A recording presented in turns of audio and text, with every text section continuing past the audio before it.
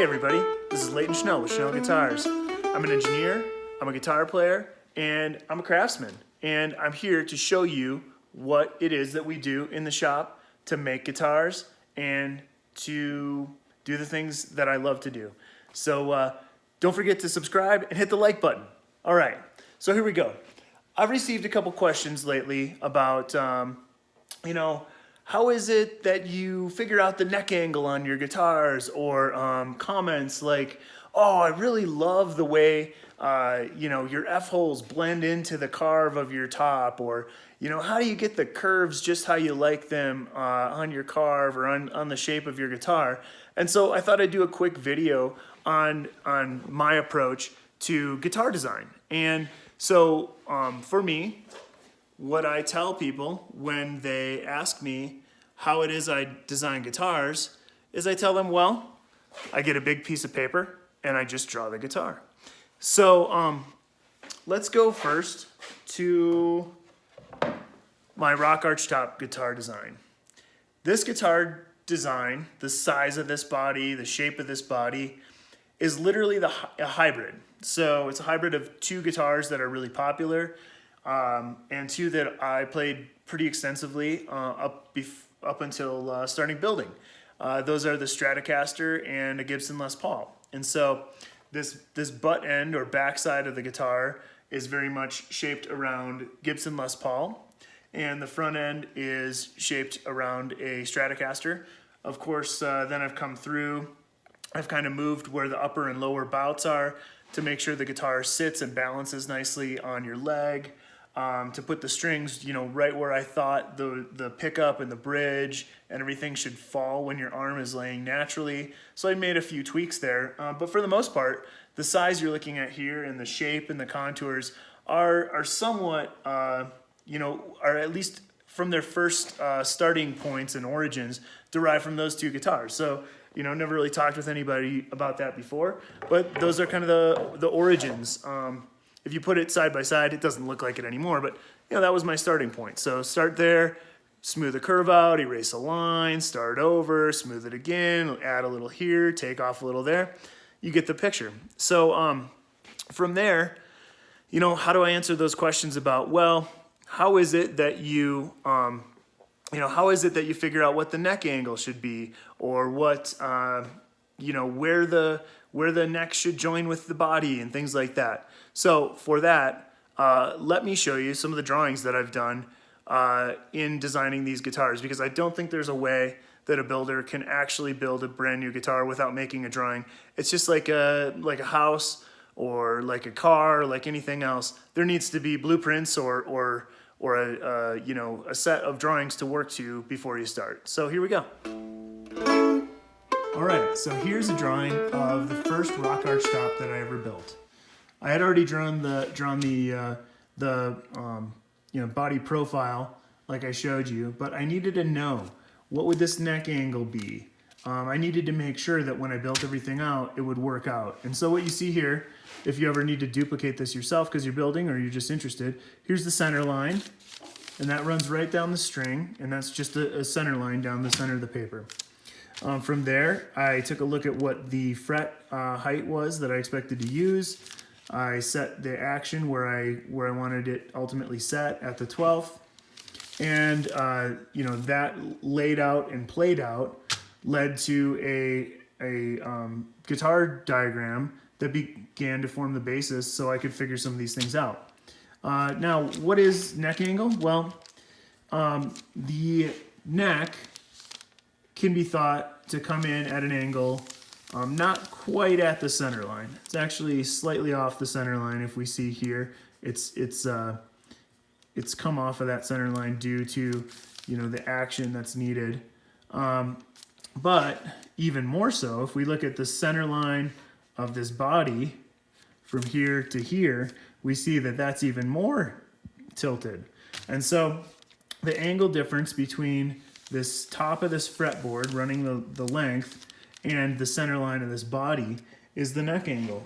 And so if we come over here, we see that my calculations showed, based on this drawing, that I would need about 3 degrees of neck angle.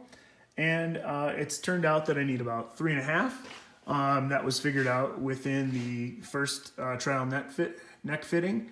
And with the use of this drawing, I've never had a single issue with that. It's always worked out well. So I know a lot of builders are kind of like stymied or curious or baffled by what it would take to figure out the neck angle, and there's calculators online and there's all this stuff, but honestly, a little bit of parchment paper, a pencil, a straight edge, and anybody can figure this stuff out. It is not rocket science. So let me show you a couple of the other drawings that I've had to do in order to build some of my other guitar models. So here's a drawing I did for the next guitar I created.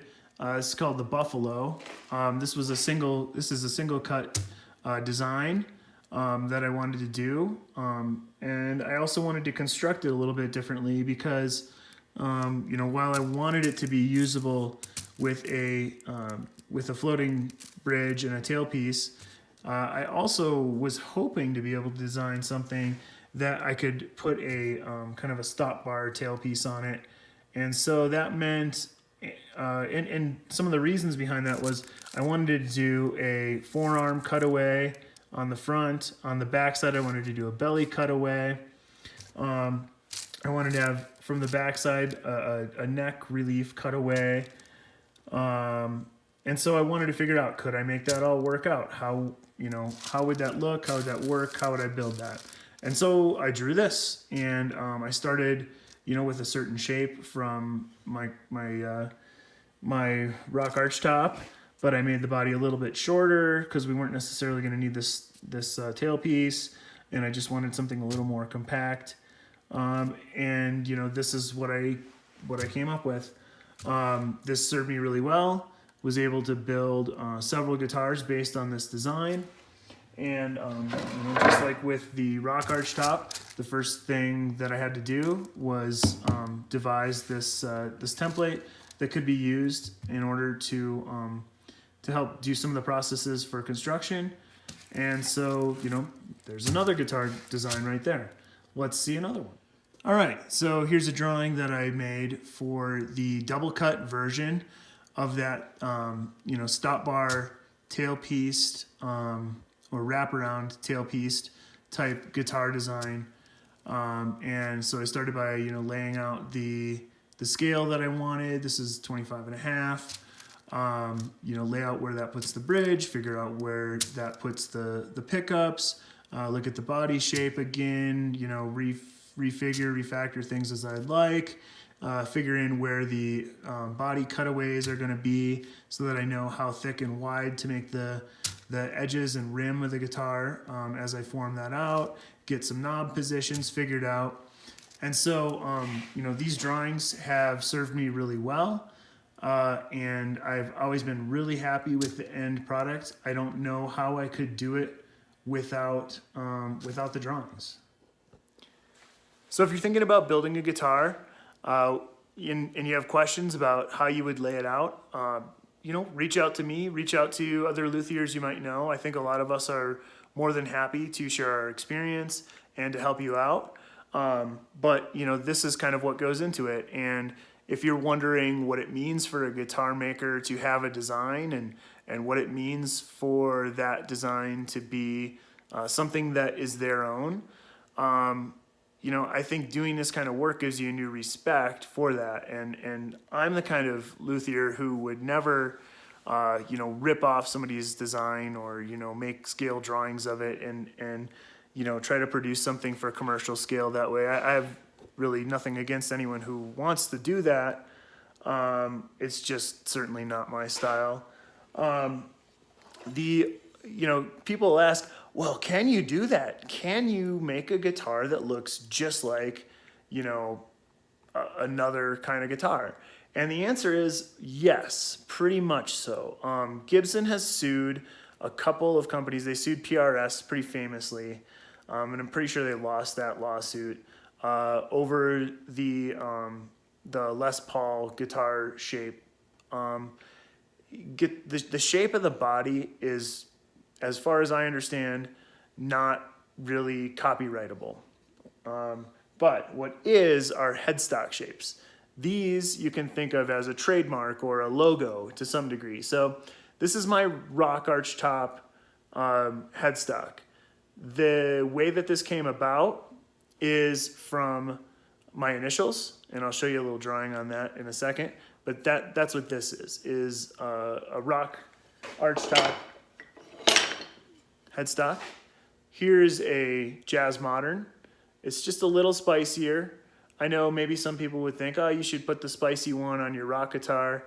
But honestly, I like to reserve this edginess for my jazz guitars. I think it's a special person who picks one of those up. They're looking for something unique, and that's a nice, unique headstock. And then I've got this, relatively traditional but handsome headstock style that I use on my Buffalo and the double cut Buffalo. I think if you notice on this paper, I've got maybe Czar or Ursa. I mean, naming things is always one of the hardest things that we can do as artists. But regardless, those are a couple of headstock styles. So here's some more drawings that I've had to do over time. This is for the tailpiece. There's a little bracket underneath that supports it, connects it to the body, and allows for the grounding of the strings. And then here, if we just take a simple look here, the idea was that this line coming down and over is kind of like the L, and this is like the S. And I've used this as my headstock design. So the other place that we see my initials is in the Schnell Guitars logo, which if I come over here, I've got a really old version of just a mock-up guitar that I made, but you can kind of see that LS in that original logo that I had designed out. I did a little bit more work on it to spruce it up, but over time it's become what it's become. So if you like this kind of stuff, like I said, subscribe, click the like button. Glad that starting to find some content to get on board here. If you've got other stuff you want to see videos about, put the questions in below, and I'd be happy to make a video about it. Thanks a lot.